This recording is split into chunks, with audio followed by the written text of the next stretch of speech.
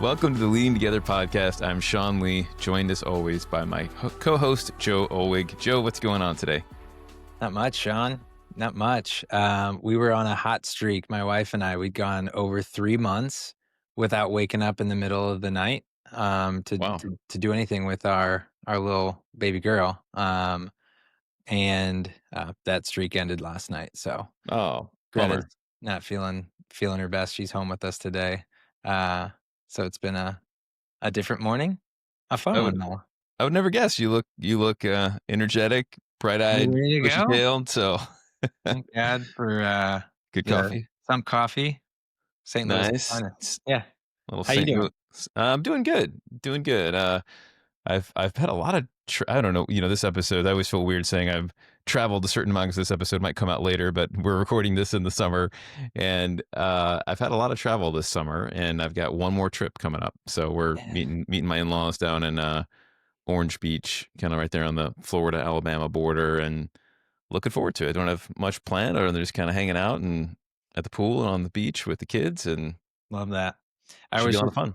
I was just taught this idea of a trip versus a vacation. Apparently, that's what all the uh, Oh, Gen Zers or young parents are referring. There's a difference between a trip and a vacation. It sounds like you've got a vacation, one that's more relaxing. I like it. Parents are going to enjoy it. Yeah. Is that I'm new to this concept. I get the Mm. sense that a trip is maybe busier and less relaxing. That makes a lot of sense. I don't think I had those exact terms for that, but we do intentionally like plan for and name those different types of trips. Like Yeah. this is going to be more action packed. Like, you're going to go to Europe and see all the sights and, Yeah. you're real Absolutely. determined to see all the things Right. versus we're Yeah. just going to show up and relax. And For sure. I think that's a really helpful distinction. Yeah, I That's agree. from, Some if good nothing else, from an expectation setting. good expectation setting right there with the family. Let's get aligned here, people. Awesome. Love it. All right. Well, let's jump into our episode today. We are going to be talking about one-on-ones today. Your one-on-ones between a manager and their person on their team. We're excited to talk to you all about this because if you're a leader, you've undoubtedly run one-on-ones. You've been on the other receiving side of them. So we're excited to unpack this episode today. One of the things we've seen is that there's a dynamic on executive teams in particular. And it's this reality that leaders often default to communicating and problem solving largely through their one-on-ones. Right? So they're like over-indexing to lots of communication and lots of key problem solving in the one-on-ones. Right. We're going to get into those reasons and some of our theories on why that's happening. But it's largely because the team context often doesn't feel safe enough to surface and navigate through tough issues. There are many other reasons we're going to get into today as well. The result of that is that people's calendars can get overloaded. Team meetings become checklists of sorts, right? Rather than spaces for true collaboration. Lots of folks, if not everyone, will leave frustrated because both their one-on-ones and team meetings don't feel effective, right? So the bottom line here is we think there might be a missed massive opportunity here, right? To grow, to learn, and to contribute and add value as a team when you end up pushing too much of that key communication and problem solving to one-on-ones. So that's the context for which we're going to be talking about today. And let's dive into our first question here, Joe. Why do leaders use one-on-ones as their primary way to communicate and problem solve? Yeah. Well, maybe one thing even just to share for our listeners is that, a lot of times when you hear a podcast or read a book about one-on-ones, it's driving toward better outcomes with that person you're having the one-on-one with, which we're going to get into later in the pod. But really where we're focusing here at the beginning is the impact that this has on your team, as you just heard from Sean. So Yeah. in these first couple of questions, that's where we wanna go and help us to see something that a lot of times is just not seen by the leader who's leading the team and ultimately executing these one-on-ones, but also by the team who are receiving this and not quite realizing the impact that it's having on the team. So Yeah, that's great. um, I think why this happens is, like many things, we've not seen good examples of one-on-one structures,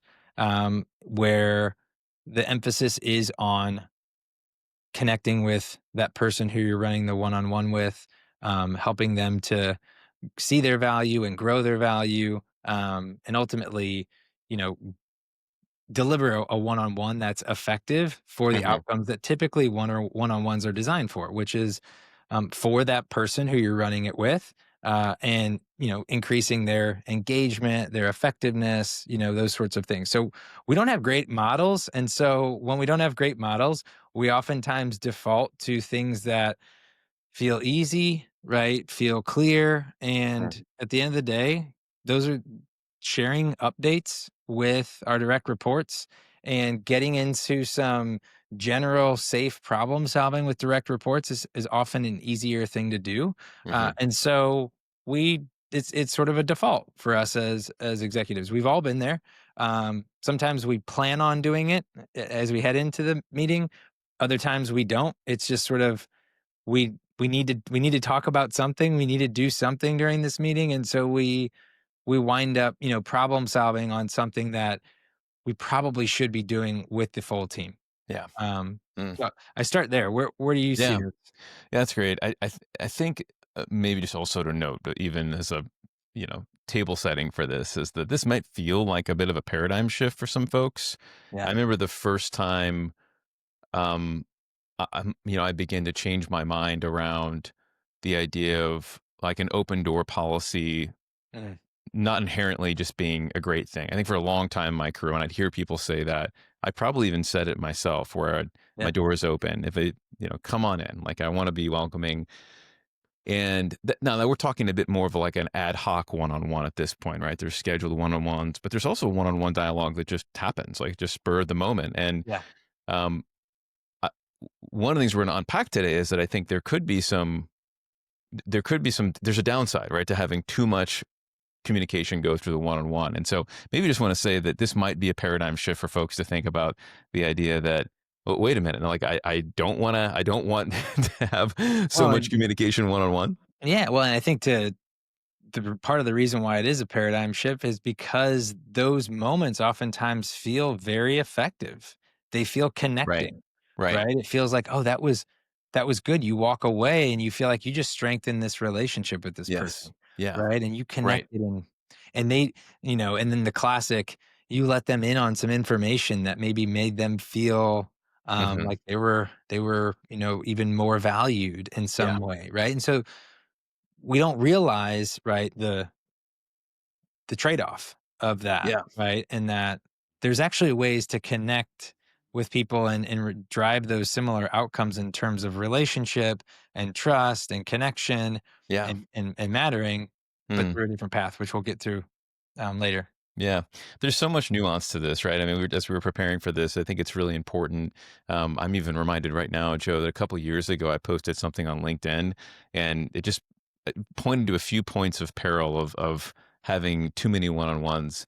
And later, a few months later, I ran into a leader, and they just said, "Yeah, I canceled all my one-on-ones when I saw your LinkedIn post." And I was like, "Oh, wait a minute, that's Hold not up. what I was hoping would happen." Did Right? you read the end of the post? Yeah. Because we don't Yeah, really right. I understand that. don't, but to your point here is, we're trying to, as leaders, aim for certain objectives, right? You mentioned connection and trust and mattering. Those things can happen in both the team context and the one-on-one context, right? And it's just more about designing for and being intentional about what am I trying to achieve in each of these different contexts. So, Yeah. sorry. So we've done a lot of table setting here. I think Yeah. maybe to answer the question a little bit more directly, why do some leaders kind of over-index a lot of their communication and problem solving to one-on-ones? I think oftentimes it's because, um, they might be concerned about, the ambiguity or lack of, like, being able to predict what would happen if they open up that issue in front of the team, right? Yeah. So in their mind, they go to, like, "I sensing something that could be here," and some of this is subconscious, right? But I'm just going to kick it to my next one-on-one with John, right? Yeah. Because I feel much better about our ability to navigate through that one-on-one than I do if the seven of us get into this right now. Yeah. So I'm just going to move to the one-on-one. Absolutely. Well, I mean, I think, absolutely on like the problem solving side of that. And even at times with just general communication, there's something Mm, that I need to communicate would be much more efficient if I did that to the full team at the same time. Um, would also strengthen the team because they heard one message. We get Mm, more aligned. We have shared understanding. But because I know that so and so is going to react this way and so is going to react this way. I say, "Ooh, I'm not going to do that. I'm going to go give them a tailored message." And we think strategically, in some ways, we're doing the right thing here because we're bringing this tailored message. But we know that one, we missed opportunity on the strengthening and shared understanding as a team side. But yeah. we're also just sort of like we're creating this culture where things are a little bit difficult to share. We have to go and do it and share it in these one-on-one tailored, and then think about the impact that that has on people. It's like now every time something like this comes up, I'm expecting to get the Joe version of it, right? Hmm. Bring that Joe version that's going to make me the most comfortable, right? Mhm. And now we've got these nuanced mixed messaging conversations going on, Yeah. and what can be well intended quickly becomes a hot mess, Yeah. and then people start to see it, right? Because they start to understand, oh, you kind of heard something different. Did he not tell you about this? Yeah. And we're promoting those back channel conversations that we've talked about. Yeah. Totally. Totally. And I know we're gonna about to get into some more of that and kind of go deeper on some of those, the unintended consequences of doing that, right? When you have too much communication goes there. But maybe one other thing that's coming to mind for me here, Joe, is um it I think it often moves to the one-on-one context. And I'm still kind of on like key problem solving here, but because the team has a low conflict competence, Mm, right? A low ability to navigate conflict, right? And yeah, so, if anyone perceives that the issue that needs to have some collaborative problem solving feels like it could generate conflict, yeah, again, it's sort of like, well, I'm just going to move that to the one on one, right? So, if a team feels like they don't have a healthy way to navigate conflict, name it, actually see it as a good thing, as we've talked about in other episodes, right? Like that yeah, it's not bad, right? It's something that just means we're gonna have a good battle over ideas and differences of perspective and opinion, and we believe it's going to be better when we send it through that stress testing. If you don't have that, if you haven't like taken time to practice, have agreements around that, name it, have some norms, then again, I think your default is just going to be, I'm just going to take that offline, right? We'll do the 100%. meeting after the meeting, or I'll wait till the schedule the one on one. Yeah. Yeah, absolutely. I mean, I'm just hearing that rippling effect of not having the space inside your team meetings nor the competency inside your team meetings to address conflict in a Yeah. healthy, effective way. Because we don't have that, it actually creates these other bad patterns, right? Where we're actually now doing things inside of one-on-ones that should Mm, be happening over there. That's totally. good. You wanna let's jump into Yeah. the second question here. So, Sounds good. what are the risks of pushing too much coordination, communication, problem solving down to the one-on-ones? Yeah. Well, you were starting to mention some of this in the previous one, Joe. It's like if you I sort of just see this like never-ending spider web of potential communication loops that like maybe never get closed, right? Yeah, As you start to have a one-on-one on a complex emergent issue, doing some problem solving, and you and that person, let's say you spend 20 minutes like back and forth, and you get to it, and you're like, okay, here's our decision. Like, we feel good about this. And now in your mind, you're like, okay, I got to go update everyone else, right? yeah, And then so let's say even if you're great about scheduling that, you're diligent, you do it, but then you get into like conversation two, and that person's like, oh, wait a minute, did you think about this and this and this? And you're like, oh, that's a great thought. I didn't think about that. oh, yeah, having Now I've got to flashbacks go right back now. and I've got to like let everyone else know, right? And it's just like, boom, there's your whole week, right? So there's, yeah, hopefully that paints a picture that you could see in your mind, or maybe you've been a part of. I know I have. Yeah, no, I'm having flashbacks of being a principal and doing that very thing, and then, 1,001 things happen, and you wind up not meeting with the other 2 people for 3 weeks, and, you've Yeah. just got all of this information that's out there that could have been, taken care of via your team meeting, or Yep. by the way, sometimes, we'll get into this a little bit, but sometimes we're using asynchronous forms of communication to get that information to people. Mm. I mean, Yeah. an email is not always a bad thing if it comes with the right message. We love tools like Loom, right? And video Hmm. message that can Yeah. bring a little bit more tone, candor, and authenticity to communication. But all of these are typically going to be better than bringing some of these pieces just to your one-on-ones. Yeah. Um, yeah, I think for me, we talk a lot about just how important it is to have transparency amongst the team, and just people want transparency so badly. It always Mm. comes up. I just, trust and transparency, right? When we have Mhm. trust and transparency, I feel like I'm on a team that's fair, right? I feel like I'm on a team where everyone feels some equity in their role. It's not so and so's the next in line, and so they're getting certain communication, and this person over here, And so I think, if we want to create a culture on our team of transparency, we need these key pieces of communication and these Yeah. key points of tension and conflict and strategy, Yeah. right? To be happening together. Yeah. It's the way to transparency. And we don't realize that when we bring it in even in these thoughtful, planned out ways, Yeah. to the one-on-one, we're just lacking this transparency because it's not being said Yeah. or discussed in front of the full group. Mhm.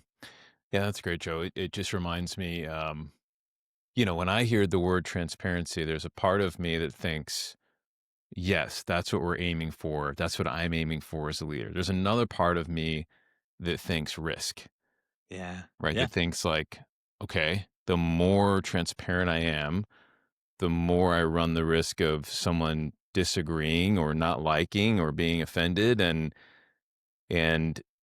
so, um, it all in many ways comes back to trust and Yeah. psych safety. And cause it feels like a risk. I'm taking a chance by bringing this here. I'm taking a chance with, um, truly being okay with, like, I don't have a predetermined expectation of the thing that Mhm. I'm bringing. I want to hear the opinions and viewpoints of the group, Yeah. and trust that we can get to the right next step together. Yeah. There's some risk in that, isn't it? Yeah.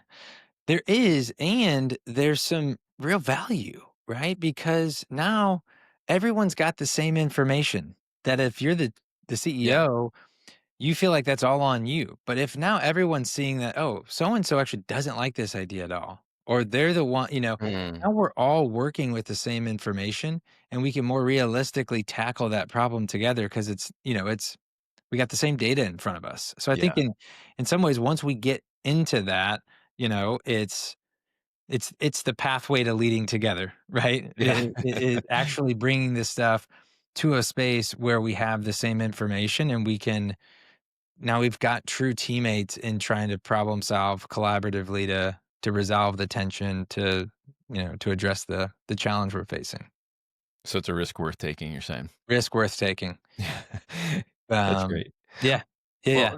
Well, maybe just a couple we've been naming these things, but haven't necessarily put, like, labels or terms on them. I think as we're talking about that story about, having to bring everyone else up to date when you make a key decision, I think just Yeah, think about that as you're creating potential information silos, yeah. right? Like, so the risk of moving too much communication problem solving to one-on-ones is that you unintentionally, right, are Mhm. creating information silos where people are, I think, largely, if we're giving the benefit of the doubt, unintentionally left out of the loop, Yeah, right? So that's a real potential peril there.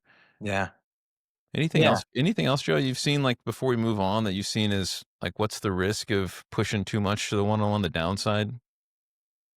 I think, especially at the executive team level, we see a lack of team, right? So much, and we talk about, that's because of these departmental, people showing up as departmental heads. They don't actually have, shared goals. They've all got their own individual Mm, goals. yeah, And yeah, it's a team of chiefs, right? Rather than mhm, a group of chiefs, rather than a team, yeah, right? And so one of the things that we're always trying to help teams do is see these key opportunities mm, to be a team, right? yeah, And so this is the way to do that, right? Is to say, when we have critical information to share, we bring it to everyone together so that we're all in the same room hearing it. And also when we have tension, conflict that impacts more than two of us, we're Mhm. bringing it here. And it's through those moments over and over again, right, that you Yeah. become a team. And, Yeah. this has the power, even if you don't have the shared gold stuff down, right? You still show Yeah. up as your department. You Mhm. do become a team because you're going through these, it's like a family, right? We might not always have Mm. goals as a family, but we communicate a lot of stuff as a family. We come Mhm. together, we, talk through problems, and as a result, we feel that sense of team, right? Mm.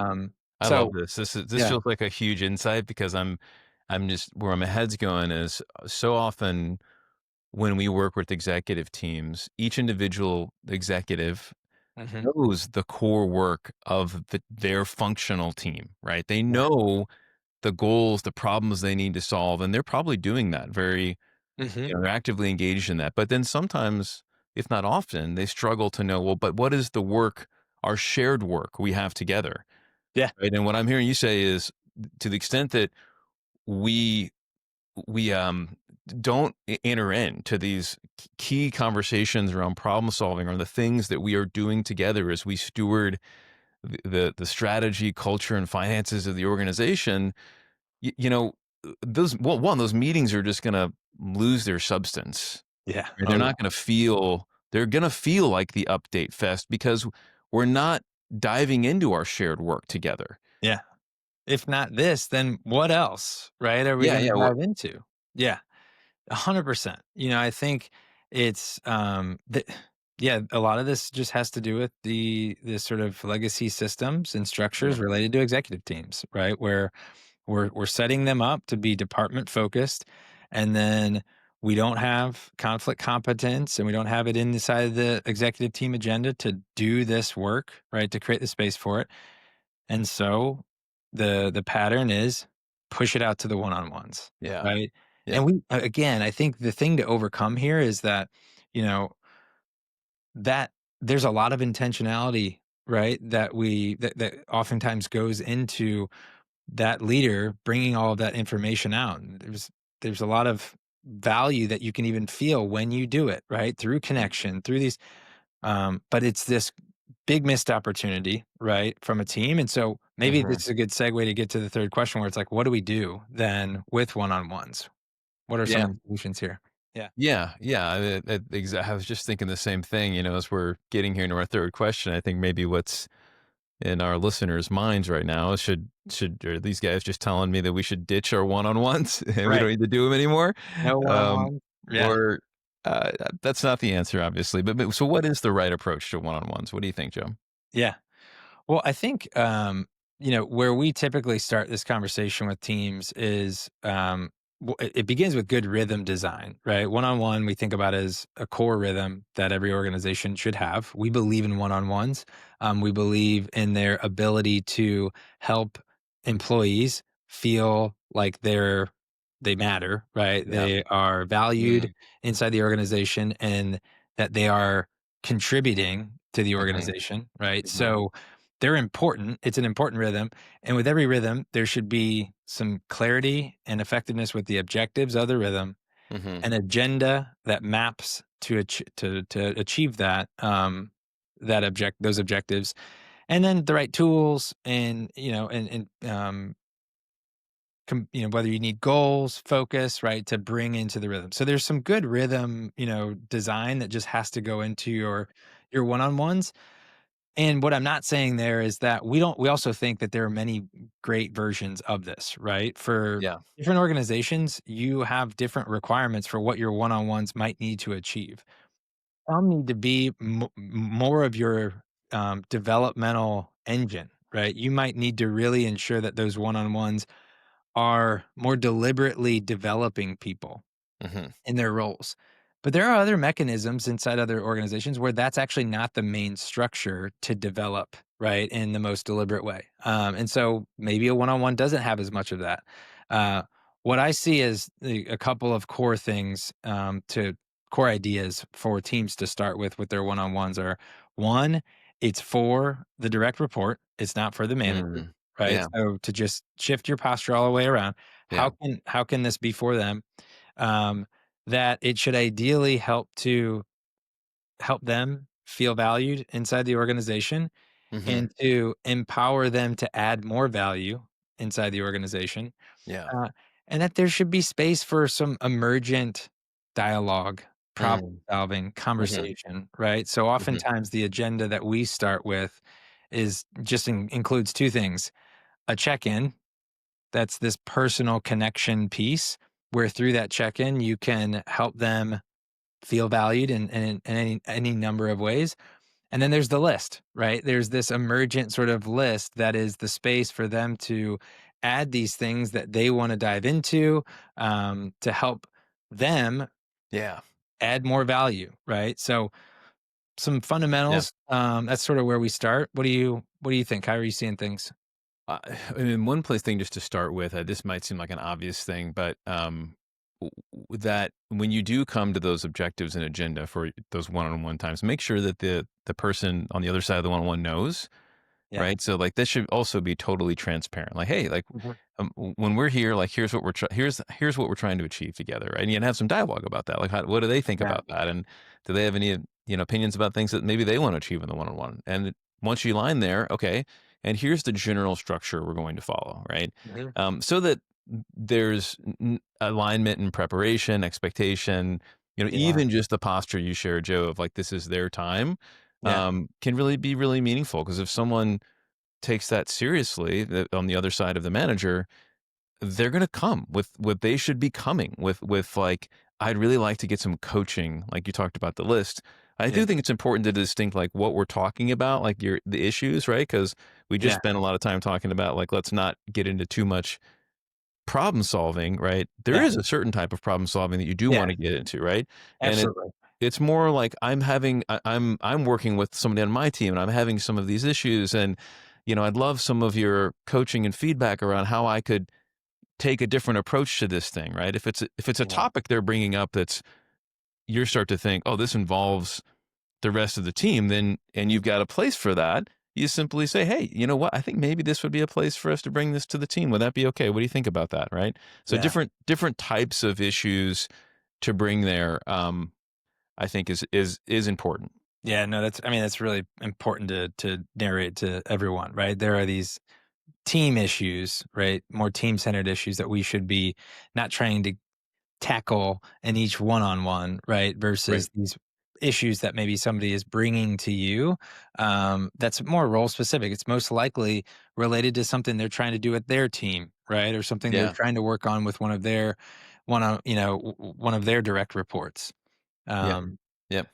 yeah. Totally. Well, yeah, and I think, to the if you were hoping to listen to this pod and walk away with a set agenda, we're not going to give that to you today.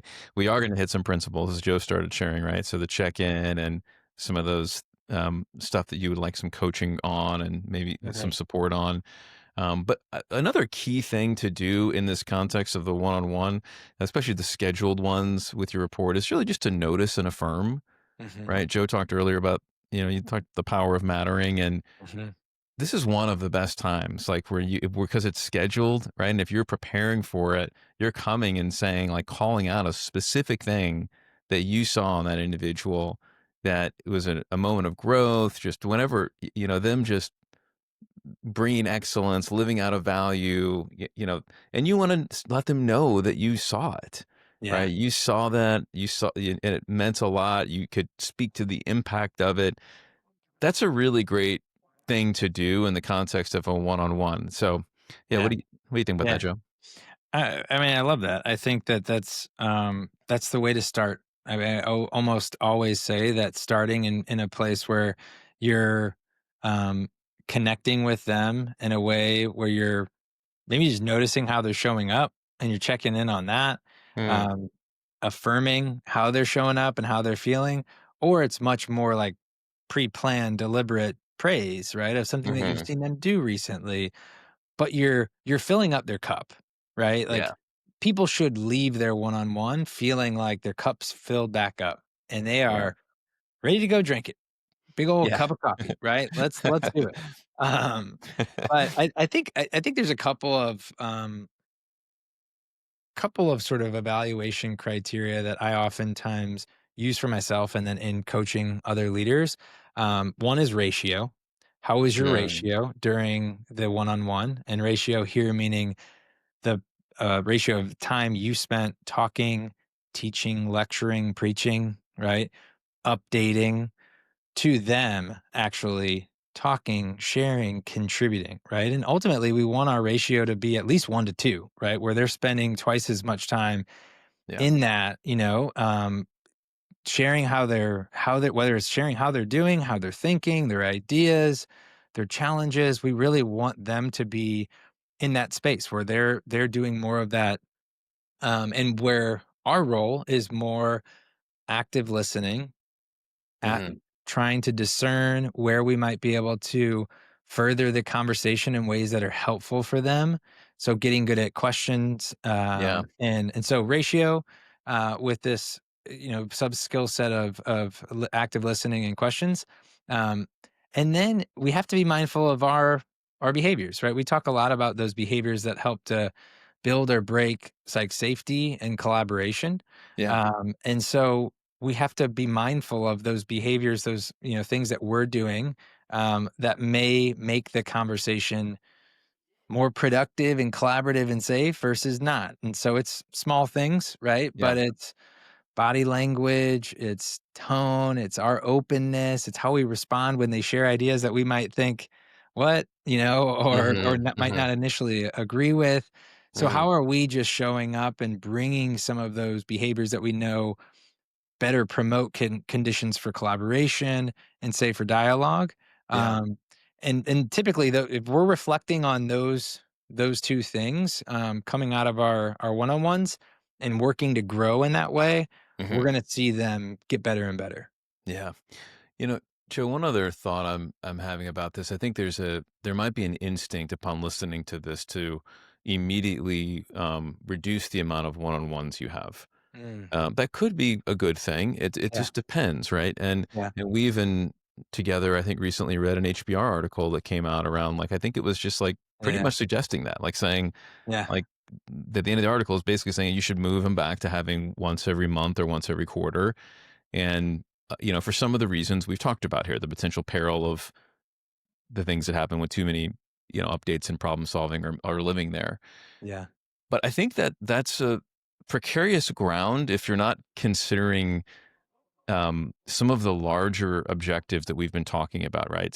Such as being connected, right? And the human need for connection, hmm, and the human need to be seen and valued, right? yeah, And so I think what I would say is if you decide to move them back, you need to still make sure that you're having other ways to connect, yeah, right? You could do that if you're the type of person that is intentionally in an ad hoc or just spur of the moment doing a really great job checking in on people, yeah, right?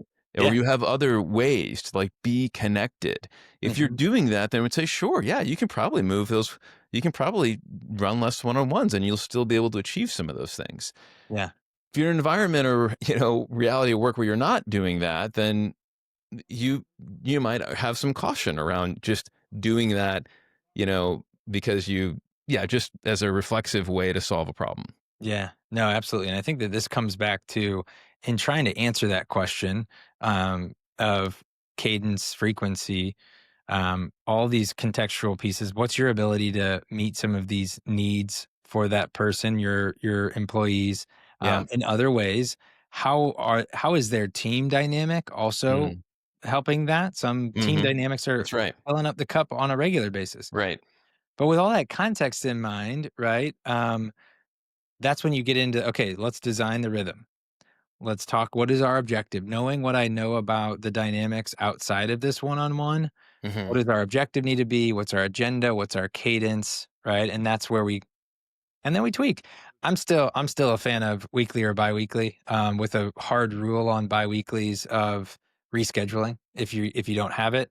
Yeah. Um, and I've seen teams use 30 minutes in a really effective way. That initially can feel like it can't possibly, do much in 30 minutes. But if it's weekly, you can because you get into such a rhythm with it. Mhm. You can, but Yeah. monthly's tough unless you've got some really great supporting rhythms and strategies for filling up that cup and connecting Yeah. with that person. Yeah. Yeah. That's great. Wrap up? Yeah. Let's wrap Uh, up. Yeah. There's lots of, I mean, we hope that you've maybe got an idea of your own here that you want to try based on everything yeah. you've listened. I think we've offered plenty of things that you could try, and adjustments you could make to your one-on-one and or your team rhythm, your team rhythms, I should say. But maybe one idea you could try is you're in for the next 30 days, is you're in your one-on-ones and you sense that there's an issue that you're about to dive into, unpack, discuss with that person that feels complex, feels like it likely involves more members of the team than just the two of you, resist that urge, right? And maybe even ahead of time, name it with the person. Like say like, "Hey, I've noticed this. I think we need to do a better job as a team. Could we do this together? Like, could you name it too? I may miss it, right? I want to do this, but my instinct and my muscle memory is just to jump into this. So if I do this, I need you to help me with it as well." Right. And so like you have that little agreement between the two of you and say, if we feel a complex immersion issue arising here that's going to cause us to bring everyone else in, let's just stop and Yeah. move it to our team meeting rhythm as an emergent topic for us to work through. I love it. I love it. And tell us how it goes, right? There's a Yeah. lot of trust in the process there, right? Because I know right now there's a lot of you might be in a headspace where you're trying to say, but what about this? But what about that? Right? Resist that. And also if you recognize that this actually is the right place to talk through something, then that you probably have the type of issue that belongs in the one-on-one, right? But if Hmm. you know in your gut, this actually would be the type of thing that Sean is talking about here, resist it, Hmm. right? Bring it 30 days, bring it into Hmm. those team meetings and watch how it changes your team. I love that. Yep. Love That's it. And great. as Joe said, if you do this, we would love to hear from you. You can comment on the pod. You can comment on YouTube. You can send us an email. We'd love to hear how that experiment's going for you. But thanks for Love it. tuning in this episode of Leading Together, y'all. If you found it valuable, be sure to like, subscribe, or leave a review. It helps more leadership teams discover these conversations. If you're watching on YouTube, hit the like button, subscribe to the channel, and drop a comment with your thoughts. You can also find more resources at sixlevers.co. Until next time, remember to take that one step toward becoming a more cohesive leadership team.